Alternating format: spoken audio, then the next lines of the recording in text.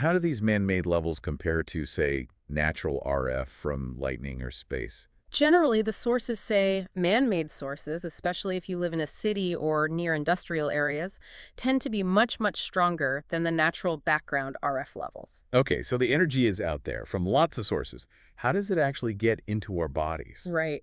When the external EMF wave hits you, it induces electric fields and currents inside your body tissues. Like an antenna. In a way, yeah. How well this coupling happens, how much energy gets transferred, depends a lot on the relationship between the wavelength of the RF field and the size and shape of your body, or even specific body parts. And the sources broke this down based on frequency into 3 ranges. They did. First, the lower frequency range, from about 30 kilohertz up to around 10 megahertz. Yes. Here, the wavelength is really long, much bigger than a person. So what happens then? The body kind of acts like a simple conductor in the field. Currents get induced, but the energy absorption is mostly on the surface in the outer tissues. Okay, then the next range. From roughly 10 megahertz up to 10 gigahertz, this is a key range because the wavelengths start becoming comparable to the size of our body, or our head, or limbs. And why is that significant? This is where you can get resonant absorption. It's like pushing someone on a swing. If you push at just the right frequency, their natural frequency, they swing much higher with less effort. Ah, so the body can absorb energy more efficiently at certain frequencies in this range. Exactly. The body, or parts of it, can act a bit like a resonant antenna. This is the range where SAR, the specific absorption rate, becomes particularly important for quantifying that absorbed energy. We'll come back to SAR. What's the third frequency range? That's from 10 gigahertz up to 300 gigahertz. Here, the wavelengths are getting quite small, smaller than body parts. To less penetration. Much less, yeah. The sources indicate that in this range, the energy doesn't get very deep. It's mostly absorbed right at the surface, in the skin, and the very top layers of tissue. So frequency really dictates how and where the energy absorption happens. It's a major factor, definitely. Okay, let's talk measurement. You mentioned power density and SAR.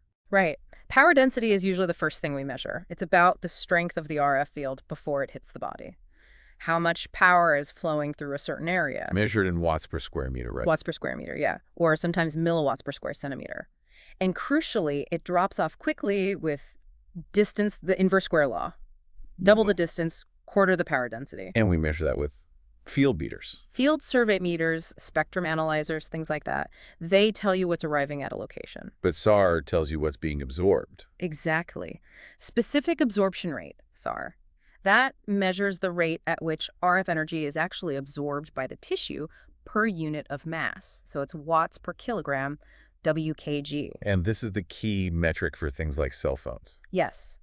It quantifies the dose rate, essentially, how much energy your tissues are absorbing over time from that device held close to you, or from an MRI scan, for instance. And how do they test that for a phone? You can't just stick probes in everyone's head. No, definitely not. They use a standardized model, a phantom.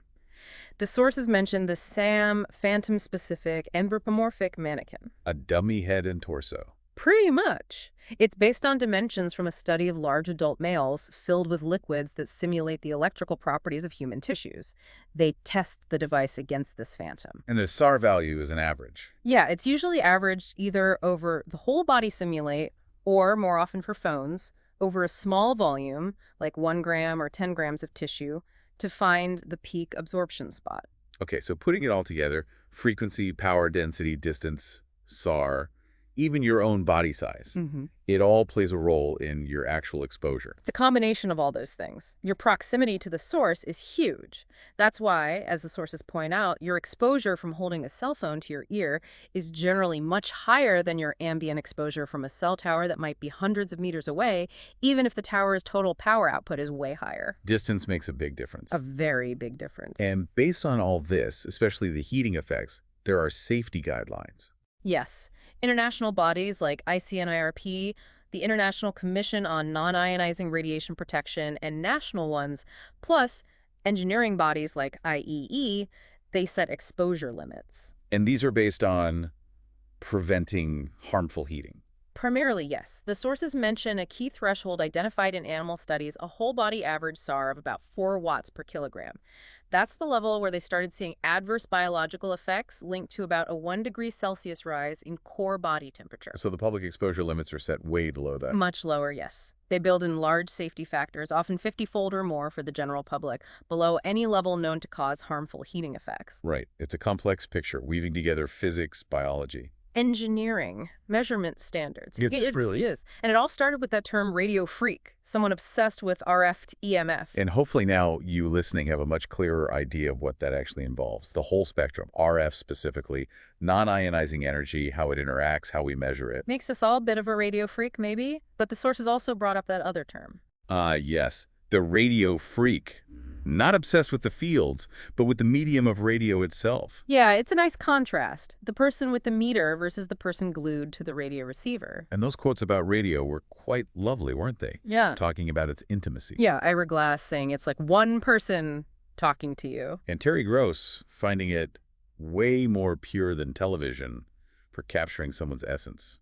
Malcolm Turnbull's whispers into your ear. It highlights that these invisible waves we've been dissecting technically, they also carry human connection, stories, imagination.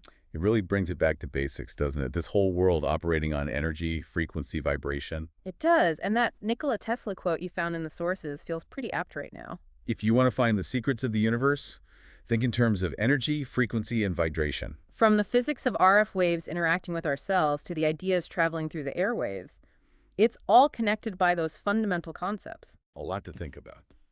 From the technical deep dive into Radio Freak to the magic of the Radio Freak. What stands out most to you from all this as you move through this world buzzing with invisible energy?